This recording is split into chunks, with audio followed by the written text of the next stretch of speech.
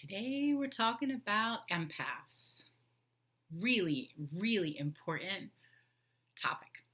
And I want to share with you a couple of things I've noticed because I'm an empath myself, and a couple of things I found helpful, and give you 2 tips for managing your empathy.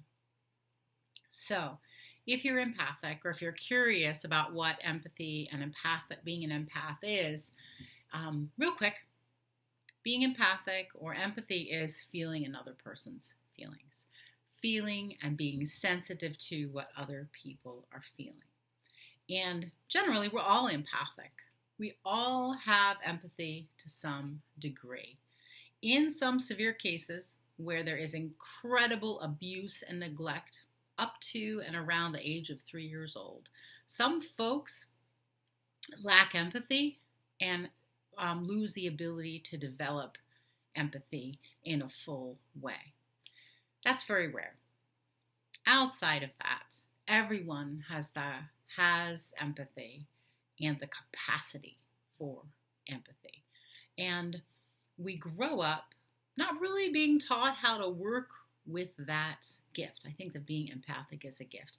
I hear mostly that people struggle with their empathy. They struggle because they're taking on other people's stuff and they're suffering because of it. And I want to let you know, as an empath myself, somebody who grew up and continues to be super, super sensitive, there is a different way to do it. You don't have to suffer through your empathic gifts. What you do need to do, if you want to do it a little differently and not suffer, is to take on a willingness to practice working with and managing your energy in a different way. Now, I grew up very energetic, very sensitive, feeling a lot of what was going on with my family members and not having any conscious clue of what was happening. It wasn't until I was in my 20s and 30s and I really started to pull it apart that I could really see how much I was absorbing and how much stuff was being played out through me because I was highly sensitive and a feeler in the family. And so if you are just recognizing that you're empathic now, perfect. We come to these things when we're ready and when we can realize them. So being an empath and being somebody who has always felt other people's feelings, it's more likely that I or you or anybody responds to what they're perceiving before they're even conscious that they're perceiving somebody else's or feeling someone else's feelings. Unless somebody told you about this or explained this to you when you were 8 or 9 years old, and some of the parents these days are explaining it to the little ones, and I'm happy about that. Unless somebody explained this to you, how would you know you were doing it? How would you know what it is, right? So we respond from an empathic place, or we experience empathy and respond to other people's feelings without even knowing what's happening. And sometimes it can be hard to piece apart or tease apart what is our own feelings and what is somebody else's. So what I want to do is give you 2 quick tips that you can do. If you know me, you know I like practical, that you can do to start to manage your energy so that you are less beholden or less you're suffering less from other people's feelings. It won't take away your ability to tune in when you need it. It will take away the level of suffering that you experience because you're feeling everybody's everything. There's no need to feel everybody's everything. You can sort of vet what you want to experience and what you want to feel. And it takes a little conscious awareness and a willingness to do things different.